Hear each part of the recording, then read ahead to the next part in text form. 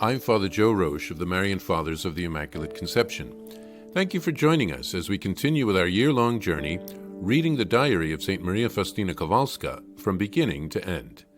Today we take up from where we left off, beginning with diary entry number 1443. My soul was languishing with joy, but toward the end of the Mass I felt so weak that I had to leave the chapel and go to my cell, as I felt unable to take part in the community tea.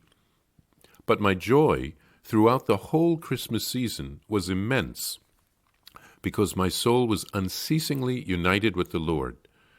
I have come to know that every soul would like to have divine comforts, but is by no means willing to forsake human comforts, whereas these two things cannot be reconciled. During this Christmas season, I have sensed that certain souls have been praying for me. I rejoice that such spiritual union and knowledge exist already here on earth. O my Jesus, praise be to you for all this. In the greatest torments of souls, I am always alone. But in the greatest torments of soul, I am always alone. But no, not alone, for I am with you, Jesus. But here I am speaking about other people. None of them understands my heart, but this does not surprise me anymore, whereas I used to be surprised when my intentions were condemned and wrongly interpreted. No, this does not surprise me now at all. People do not know how to perceive the soul. They see the body, and they judge according to the body. But as distant as heaven is from the earth, so distant are God's thoughts from our thoughts. I myself have experienced that quite often. It happens that, and then she leaves that thought unfinished. The Lord said to me, "It should be of no concern to you how anyone else acts. You are to be my living reflection through love and mercy." I answered, "Lord, but they often take advantage of my goodness." "That makes no difference, my daughter. That is no concern of yours. As for you, be always merciful toward other people, and especially toward sinners." Oh, how painful it is to me that souls so seldom unite themselves to me in Holy Communion. I wait for souls, and they are indifferent toward me. I love them tenderly and sincerely, and they distrust me. I want to lavish my graces on them, and they do not want to accept them. They treat me as a dead object, whereas my heart is full of love and mercy.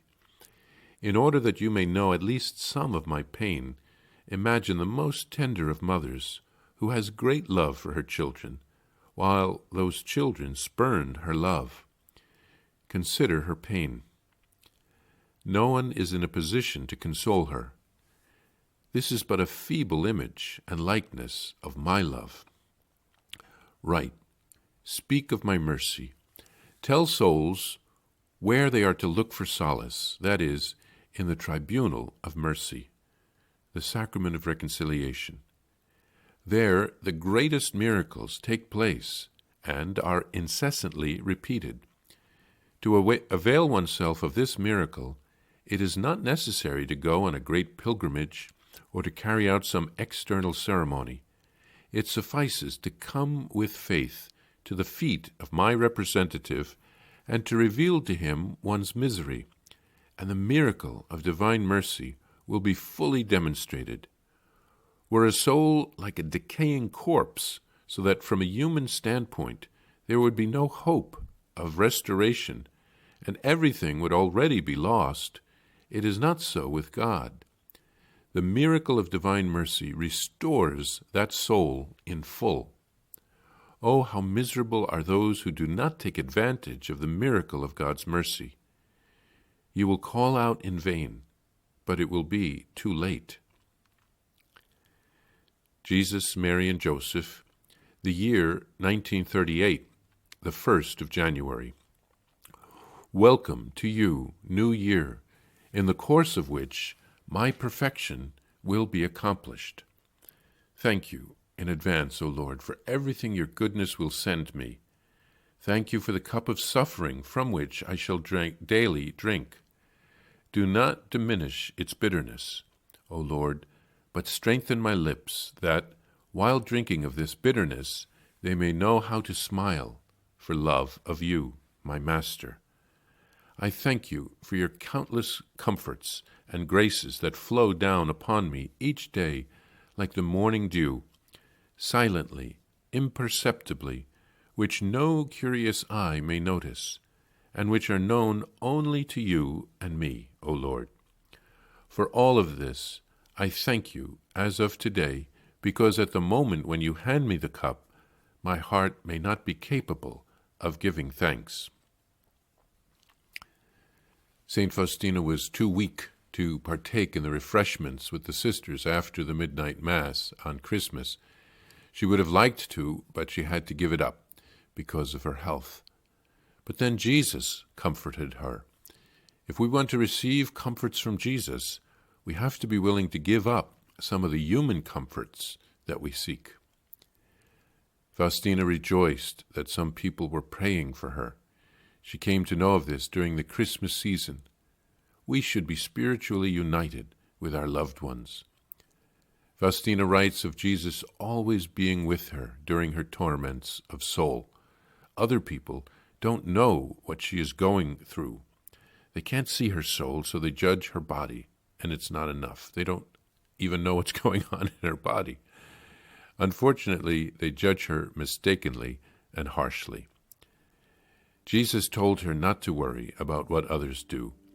Faustina is simply to be a living reflection of Jesus, offering love and mercy to others.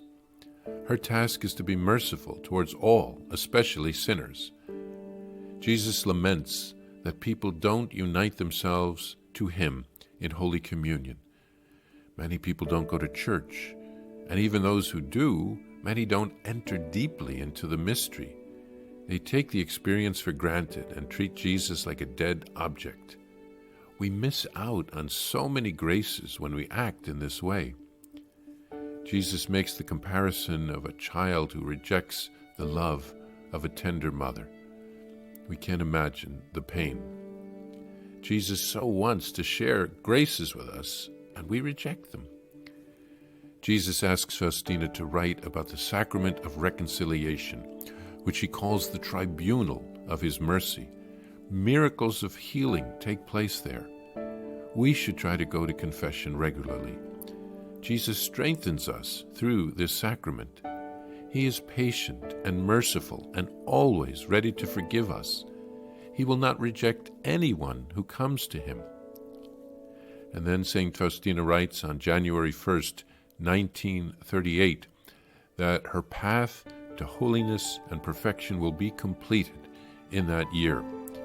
Obviously, God gave her an insight into when she would die, and she asks for strength to be able to carry the cross till the end.